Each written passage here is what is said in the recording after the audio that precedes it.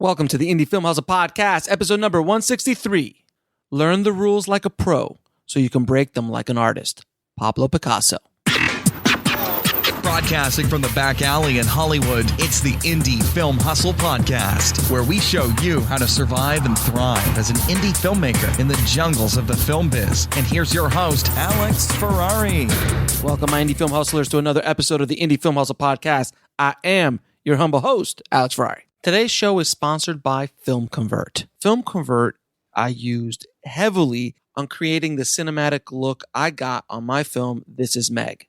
It helps you give your digital video footage a beautiful cinematic look of film instantly.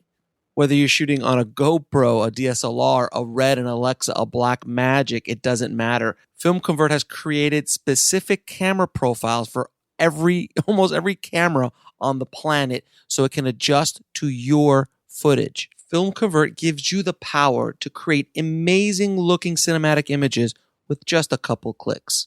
And of course, because you guys are part of the Indie Film Hustle tribe, you get 10% off Film Convert by using the coupon code HUSTLE. But you can try this software for free, guys. Just head over to indiefilmhustle.com/film convert. That's indiefilmhustle.com/film, CONVERT. So I get almost on a daily basis from people wanting to know when This Is Meg is going to come out. Well, I have news for you. Finally, we are releasing This Is Meg August 4th, 2017 on iTunes exclusively. So we will be on iTunes then, but it will be released on August 4th. But if you go now to iTunes and buy it, you get a nice discount. So if you go to thisismeg.com/iTunes, it'll take you right to the iTunes page. And if you guys look, if you find any value whatsoever in all the work I do at Indie Film Hustle, this podcast, the videos, the YouTube videos, all the blog posts, the courses, anything that we do for you, this is the moment where I'm asking you, please go and support Indie Film Hustle. You know, I really worked hard on this little movie. It's been a while getting out there, and I want to show you guys how I do it. And I'm going to be going into a lot more detail in the coming weeks on how I'm releasing it on iTunes, how I got it on iTunes, what our strategy is going to be for iTunes, and how we're going to hopefully break iTunes. And I need your help to break iTunes. And I'll talk about how you're going to help me break iTunes later. But the first step of breaking iTunes is I need you to spread the word on This Is Meg. Send the link out everywhere you can. It's thisismeg.com/iTunes and do a pre-order. It's $9.99, $10, and you'll get access to the movie. It would mean the world to me, and I really want to get it out there, man. I want to get it out there. I want to show people what we were able to do in 8 days, and just get out there and do it and break those rules. And that is the theme of today's episode: is you've got to break the rules. So let's jump right into the episode today, guys. So I feel like there is a virus out there in the world. I think there's a virus that is affecting a lot of filmmakers in the business right now. And it's a virus that film schools put out there, film gurus put out there, even some film books put out there on how you have to make your movie, that you have to go through A, B, and C, and D to get it, and how to tell your story and how to shoot your movie and how to make sure you get this image or that image. But I think that's the problem. I think that there is a kind of horrible epidemic facing films in today's world, which are passable films, safe films, films that don't push the envelope whatsoever. Very rarely do you see anything out of Hollywood push the envelope. Only the biggest, baddest directors that have some sort of pull that can kind of do it within the system and still make some sort of creative movement forward. But most of the stuff coming out of Hollywood is safe because it's a business, and that's what they want to do. They want to make safe movies that they're going to make some money. It's not going to offend too many people, and it's going to get asses in seats and make their money. And they're not interested in breaking the rules. Not like they did in the 70s and the 80s when they had no other choice to do it. So it's fallen on the independent filmmaker to take the medium forward, to push things forward and get to that place. I mean, when you see films with balls in them, you're blown away. Movies like Birdman, Requiem for a Dream, Memento, Amores Perros, Traffic, Ghost Dog, Tangerine. These are just some of many movies that have balls and they go out there and break those rules and do things their own way. But that's how you move the medium forward. That's how you set yourself apart from everybody else. And you have to kind of do that in order to kind of poke your head out of the crowd and stand apart from everybody else who's doing the same thing you're doing. And when I went out to make This Is Meg, and by the way, This Is Meg is not a movie that has a tremendous, like, I'm breaking all the rules in the way I told the story. At least from my opinion, it's not. I do believe that the way we made our movie was breaking the rules, and that's how we were able to make our movie. But when I would tell, industry professionals and industry colleagues of mine how I was going to go make the movie, they scoffed, they laughed. They're like, how are you going to do it? They just couldn't grasp. They couldn't understand it. They couldn't understand the concept of going out with a scriptment and shooting a movie. It was complete.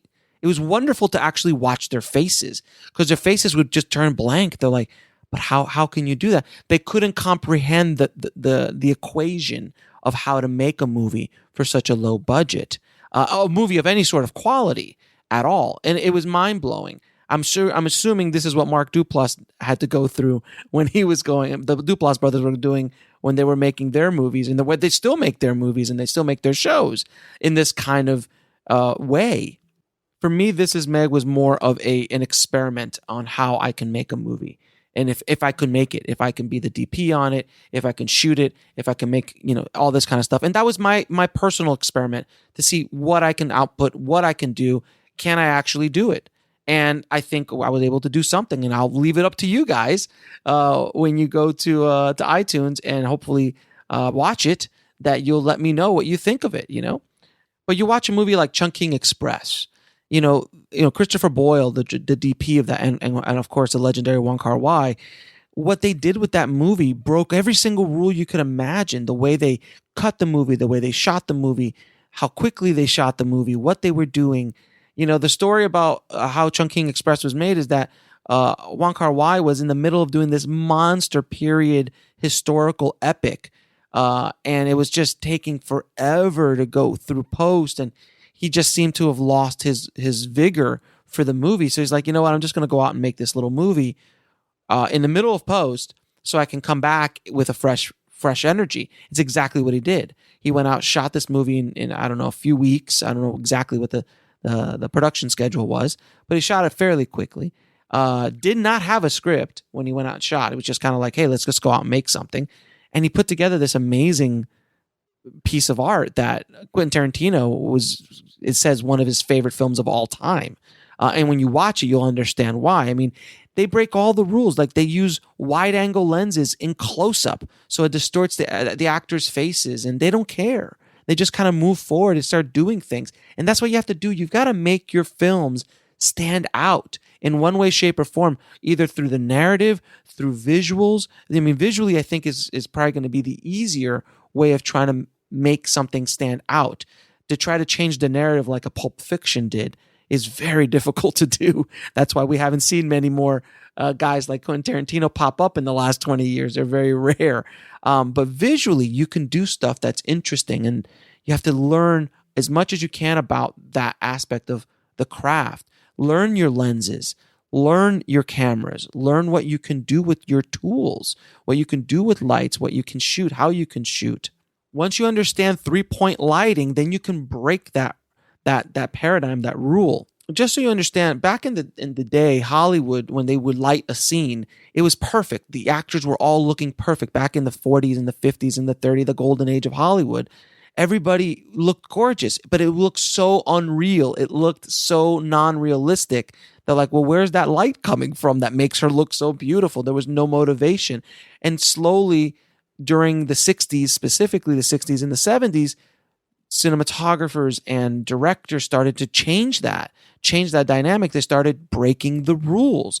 And then all of a sudden, all of this new stuff started coming out. All these new images pushing the medium forward. It happened again in the 90s with the independent film push, when the technology got cheap enough that you gave it to independent films. Movies like Slacker, El Mariachi, Reservoir Dogs, Clerks, all of these movies that She's Gotta Have It, these kind of movies that broke all sorts of rules, all the studio rules. We'll be right back after a word from our sponsor. And now back to the show. All the Hollywood rules, but man, they were making better movies. They were pushing the envelope, and that's what you guys have to do. In one way, shape, or form, when you make your movie, you've got to break those rules. And I'll give you an example of what I mean. When right now, filmmakers in general, I think, and the industry in general is this high it's almost like ridiculously obsessed with the resolution of film, the resolution of not even film, excuse me, the resolution of the sensor, the image, 6K, 7K, 8K, whatever K. We're getting to a point in the evolution of the visual medium that we're now going to get to a point where it stops growing. It happened in audio a long time ago. In audio, you can't make audio sound any better, technically. It's gone as far as it could. Now all you could do is make it 5.1, 7.1, 10.1, whatever. You make it a little bit more immersive, but the quality of the actual audio file cannot be made any better, no matter what you do. Okay, so with film, it's starting to, with digital, it's starting to get to that point. At a certain point, 8K, 10K, 15K. At a certain point, the resolution is going to get higher than our eye. Our eye only gets so much resolution, and it's starting to get to that point. I feel that a lot of cameras, digital cameras and lenses are all too antiseptic, too clean, too perfect. This is the problem that happened with HD when it first came out. You see everything. You see all of the pores on the actors and all of this kind of stuff, and it's not really pleasant to watch. The reason why we love film so much is that the way it covers the edges, it's soft yet sharp. It is something very magical, and there are some digital cameras that can replicate that. The Alexa, the Blackmagic Ursa Mini, I really like. I even like the Pocket camera, shooting that Super 16 digital raw file.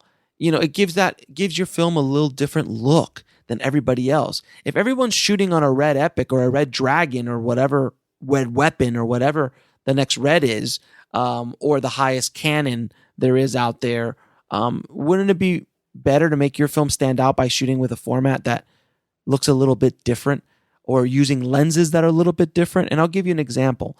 Someone like Stanley Kubrick, who everybody who listens to the show knows I am a huge fan of Mr. Kubrick. He was one of the most detail-orientated, obsessive directors in the history of cinema. But yet, if you watch some of his movies, if I watch all of his movies, he is not as concerned with a perfect image, but he's more concerned with an interesting image. And that is a huge lesson for everyone listening to understand. If you watch a scene in Clockwork Orange, the scene right before, and spoiler alert, right before the rape scene, towards the beginning of the movie, there's this pan inside that they ring the doorbell, and then they go inside, and you see the guy typing on his typewriter, and then it dollies across, and then a woman's reading a book, and it's just one wide shot, and it's just a dolly across, and then she gets up and goes. Now that take was shot with a lens that is 9.8 millimeters. It's a canoptic lens. It is one of the widest lenses you can buy, I think, to this day, the widest lens you can buy without fisheyeing. So it is an extremely interesting image to get. But if you notice, the corners are soft. Now that's sacrilege for cinematographers. You don't want soft corners. That's not right. You need to have a sharp, sharp, sharp image. But Kubrick didn't care, because it was more interesting. At the very last shot where Rodney McDowell is sitting in bed and all the photographers come in, they use the same lens, soft corners, but the image looks interesting. He does that throughout Clockwork Orange. He does it throughout The Shining. He does it throughout Full Metal Jacket and also Eyes Wide Shut and many of his other movies. He wasn't interested as much as a perfect image as an interesting image that served the story. And that's what I think all of you guys should do. When everyone's telling you You should have a perfect image, the highest resolution possible, future-proof your movies, all this kind of stuff, which is all wonderful and great. And believe me, if I could shoot 4K all the time, if I could shoot the Alexa 4K all the time or the Ursa Mini all the time, I would. And I do with the Ursa Mini. But if I could shoot with the Alexa, I would. But there are options for you to shoot differently within the cost prohibitive world that we live in as independent filmmakers. So now I've been talking a lot about breaking the rules and taking risks and all this kind of stuff. Well, there is a trade-off, guys. If you're an independent filmmaker and you got $250,000, you might be able to take some risks, but you can't go all out because you're risking. It's called a risk for a reason. If you're a filmmaker in the studio system and you want to take a risk, knock yourself out. If you're working with someone else's money and they're willing to go along that ride with you, great. But as independent filmmakers, the more risks you take, the lower the budget should be. Because that's the only way you're going to be able to take those risks comfortably. That's the only way that no one's going to try to stop you from taking those risks. So when I made Meg, I did it for a very reasonable budget. My next 2 movies are going to be very reasonable budgets. Things that I'm going to experiment with. And I'll talk more about my next couple features coming up in the coming weeks. But I'm going to be taking fairly large risks. Why? Because I want to experiment. I want to push myself. Why? If you're an artist, why can't you experiment? That's the only way you grow. If you fail, you grow. That's just the way it is. And it takes balls to do that. You can't be afraid of what other people will say. You just got to go out there and do it. If I was afraid of everything that everyone's going to say about Meg once it gets released, about the story, about the way I directed it, the way it was lit, the way the actors worked, if I was afraid of all of that, I would never have gotten off the ground. I've got to kind of just go out and do it and do me and make my movies. And that's what I'm telling you guys should do as well. Go out and do it. In order to stand out, you have to take those risks. As this wonderful quote wonderfully states, break the rules more often and you'll gain a huge advantage over those who are afraid to risk at all. I hope this episode gave you some sort of inspiration to go out there and take some risks, to learn, to grow as an artist, and just do stuff as much as you can and break those rules. But be smart about it, guys. Don't mortgage your house and then go out and make an experimental movie. Don't do that. Make a movie for a couple grand. Make a movie for $5-10 something that hopefully you can afford, whatever that money is that you can afford to lose if you want to go out and experiment. But go and experiment. And that is the key to growing as an artist and as a filmmaker. And that's what will set you apart from your contemporaries. Now, please don't forget to head over to thisismeg.com/iTunes. It's early bird special, $9.99 to see This Is Meg, which will be released August 4th. And on the next episode, we are going to go into a deep, deep dive into vintage lenses, which has become my new obsession. And my collection has now grown of vintage lenses to probably around 50, over 50 lenses at this point. And I'll go into great detail about what I'm doing with all these lenses, what I'm doing, the experiments, the reviews that are coming, things I'm going to be doing and why I'm doing them. But I have an amazing guest coming in on the next episode that is going to break down why you should be buying vintage lenses, why you should be using vintage lenses, and how you can get a set of amazing primes for $500. Yeah, I know it sounds amazing, but I'll go into it on the next episode.